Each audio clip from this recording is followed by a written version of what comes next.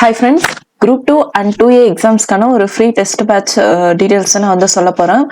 So இதில் வந்து நிறைய பேர் வந்து பார்த்தீங்கன்னா குரூப் 1 மெயின்ஸ்க்காக வந்து படிச்சிருப்பீங்க.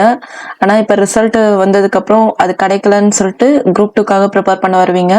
ஸோ இந்த இருக்கிற டேஸில் எப்படி பர்ஃபெக்டாக ப்ரிப்பேர் பண்ணுறது அண்ட் நிறைய பேர் குரூப் 4 எழுதிட்டும் அது அந்த டிஸப்பாயின்மெண்ட்லேயும் நிறைய பேர் இருந்துட்டீங்க.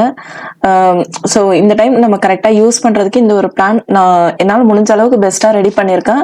ஸோ கண்டிப்பாக இது வந்து ரொம்ப இருக்கிற டேஸில் என்ன படித்தா ஓரளவுக்கு போதுன்ற மாதிரி தான் நான் அந்த ஸ்கெடியூல் வந்து ரெடி பண்ணியிருக்கேன். இது வந்து பார்த்தீங்கன்னா நான் ஜென்ரல் இங்கிலீஷ் லாங்குவேஜ் பொறுத்த வரைக்கும் ஜென்ரல் இங்கிலீஷ் தான். ஏன்னா அந்த கொஸ்டின்ஸ் தான் நம்ம ஆல்ரெடி எடுத்து வச்சிருக்கோம். அதுக்கப்புறம் உங்களுக்கு ஆல்ரெடி டெஸ்ட்ல கொடுத்த கொஸ்டின்ஸ் ரொம்ப ரிப்பீட் ஆகாது. அண்ட் ஜிஎஸ் பொறுத்த வரைக்கும் பார்த்தீங்கன்னா both language Tamil and English aptitude current affairs தான் தமிழ் அண்ட் இங்கிலீஷ் எழுதிக்கலாம். ஸோ ஜென்ரல் தமிழ் மட்டும் இல்லை. ஸோ அதை மட்டும் கொஞ்சம் பார்த்துக்கோங்க.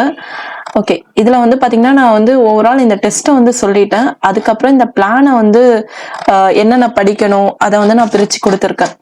ஸோ இதில் வந்து பாருங்க மொத்தமாகவே வந்து ஒரு 6 டெஸ்ட் தான், 2 மார்க் டெஸ்ட் வந்து அட்டன் பண்ணுற மாதிரி இருக்கும் ஃபுல் சிலபஸ். மற்றபடி இது எல்லாமே வந்து இப்போ ஜென்ரல் இங்கிலீஷில் இந்த யூனிட் 1 to 7 இந்த மாதிரி பிரிச்சுட்டேன். Every Thursday and Sunday test இருக்கிற மாதிரி தான் இதில் வந்து பிளான் இருக்கும். லாஸ்ட் டெஸ்ட்டை மட்டும் டியூஸ்டே மாதிரி இருக்கும்.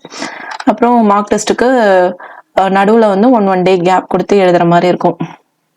அண்டு ஜிஎஸும் பார்த்தீங்கன்னா ஒவ்வொரு சப்ஜெக்ட் கவர் பண்ணுற மாதிரி, ஏன்னா உங்களுக்கு 3 to 4 days கேப் இருக்கிறதுனால அதில் எந்த அளவுக்கு நீங்கள் ஆல்ரெடி படிச்சிருப்பீங்க அதை ஓரளவுக்கு ரிவைஸ் பண்ணிட்டு எழுதுற மாதிரி தான். அண்ட் ஆப்டிடியூட் பொறுத்த வரைக்கும் ரெண்டு டாபிக் இருக்கிற மாதிரி. அண்ட் கரண்ட் அஃபேர்ஸும் 2 மந்த் கரண்ட் அஃபேர்ஸ் 6 டெஸ்ட்ன்றப்ப. ஸோ இதை வந்து நான் பிரித்து கொடுத்துருக்கேன். இப்போ ஜென்ரல் இங்கிலீஷ் பார்த்தீங்கன்னா ஃபர்ஸ்ட் டேல என்ன படிக்கலாம், இப்போ செப்டம்பர் 1 திங்கக்கிழமை, அதுக்கப்புறம் டியூஸ்டே என்ன படிக்கலாம், இதே மாதிரி உங்களுக்கு வந்து ஜிஎஸ்லேயும் என்னென்ன படிக்கலாம் அப்படின்னு பிரித்து கொடுத்துருக்கேன். ஸோ அதனால நீங்கள் வந்து ரொம்ப இதை வந்து இப்ப இருக்கிற டேஸை நம்ம பயன்படுத்தி தான் ஆகணும். அதுல எந்த அளவுக்கு நம்மளால முடியுது என்ற ஒரு இதை பாக்குறதுக்கு தான். ஸோ குறைஞ்சது ஒரு 8ல இருந்து ஒரு 10 hours, முடிஞ்ச 12 hours கூட படிங்க. ஏன்னா காம்படிஷன் அந்த அளவுக்கு இருக்கு.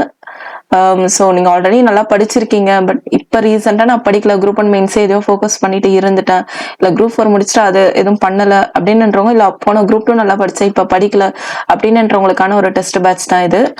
ஸோ டெஸ்ட் வந்து பாத்தீங்கன்னா நம்ம வந்து யூடியூப்லேயே வந்து டெஸ்ட் கொஸ்டின்ஸ் வந்து கொடுத்துருவோம், test questions and answer key. And டெலகிராம்லேயே வந்து ஷேர் பண்ணுவோம்.